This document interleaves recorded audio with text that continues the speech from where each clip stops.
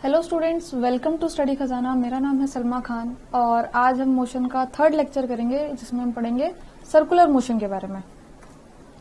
पहला देख लेते हैं कि सर्कुलर मोशन कैसे है। अभी तक जो हमने पढ़ा था जिसमें हमने इक्वेशंस डिराइव करी थी v, u, a, t, ये सारी वैल्यूज हमने कैलकुलेट करी थी, ये सब लीनियर मोशन के लिए थी। जब ऑब्जेक्ट एक स्ट्रेट पाथ कवर करता है या फिर अगर वो एंगुलर कवर भी कर रहा है तब भी वो जा रहा है, लीनियर मोशन कवर कर रहा है। अब हमें देखना है सर्कुलर मोशन। सर्कुलर मोशन कैसे होगा, ये कुछ इस तरीके से कि मान लेते हैं ये एक पॉइंट है, फिक्स पॉइंट, इसको हम मान लेते हैं O। यहां से फाइनाइट डिस्टेंस पे एक कोई फिक्स डिस्टेंस पे एक ऑब्जेक्ट ये जो कवर कर रहा है, सर्कुलर पाथ फॉलो कर रहा है, ये कर रहा है हमारा सर्कुलर मोशन। अब ये एक सर्कल फॉर्म कर रहा है तो सेंटर से ये जो डिस्टेंस है ये हर बार फिक्स रहेगी। इस वैल्यू को हम ले लेते हैं इसका रेडियस।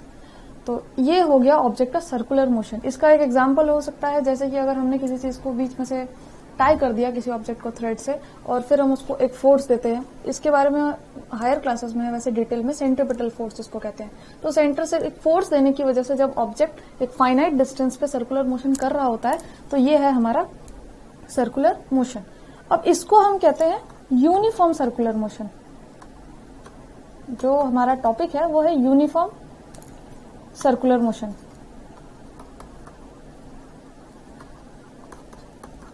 अब होता क्या है, यहां पे एक पॉइंट ऑब्जेक्ट है और ये इसको एक फोर्स दे रहे हैं, इसके पास अपनी एक वेलोसिटी है जिसकी वजह से ये मूव कर रहा है।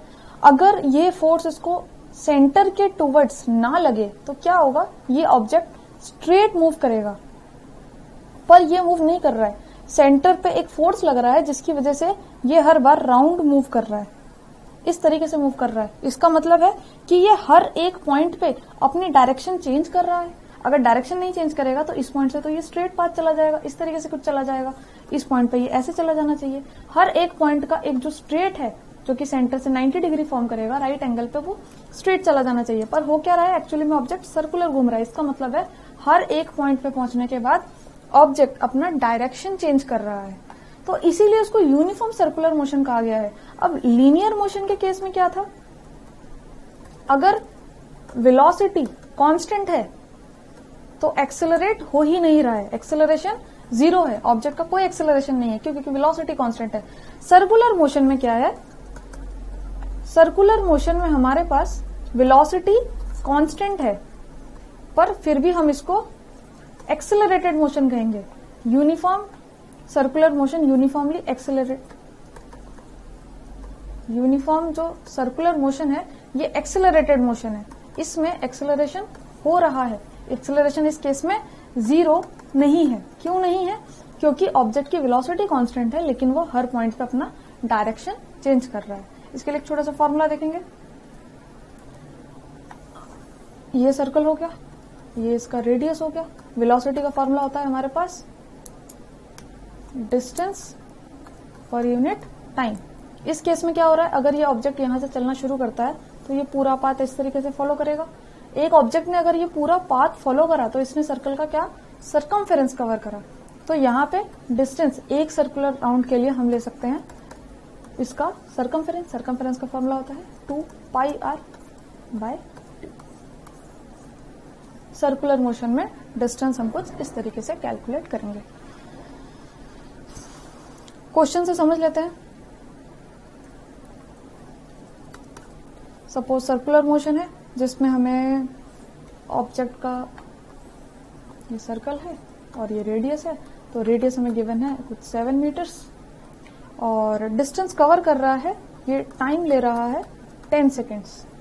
हमें क्या कैलकुलेट करनी है, वेलोसिटी। सर्कुलर मोशन है तो v हो जाएगा 2πr/t। कैलकुलेट करते हैं, 2π is 22/7, रेडियस गिवन है हमें 7 और टाइम गिवन है हमें 10 सेकेंड्स। कैंसिल, 44/10, तो v equals to 4.4। Distance metre में, टाइम सेकेंड्स में, तो मीटर पर सेकेंड। ऐसा यूनिट की बहुत मिस्टेक्स होती है जिसकी वजह से मार्क्स लूज होते हैं, तो हमें ऐसा यूनिट पे खास ध्यान देना है। एक और क्वेश्चन समझते हैं।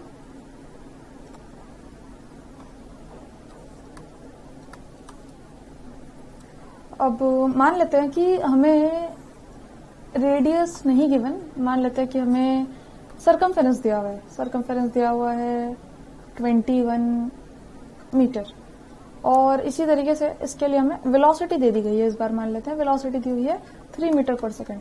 हमें क्या कह रहा है, हमें कैलकुलेट करना है टाइम। तो किस तरीके से करेंगे, सेम फॉर्मूला यूज करेंगे, v is 2 pi R by T. v कितना गिवन है 3, 2 pi R, circumference 2 pi R, radius calculate करने की जरूरत ही नहीं है, सरकमफेरेंस हमें पूरा का पूरा दिया हुआ है 21 बाय टी। टाइम कैसे कैलकुलेट करेंगे, तो टाइम आ गया इस केस में हमारे पास 7 सेकेंड्स। तो इसी तरीके से एक ही फॉर्मूला है सर्कुलर मोशन के लिए और इसको हम यूज करेंगे। कुछ इंपॉर्टेंट पॉइंट्स देख लेते हैं सर्कुलर मोशन के बारे में।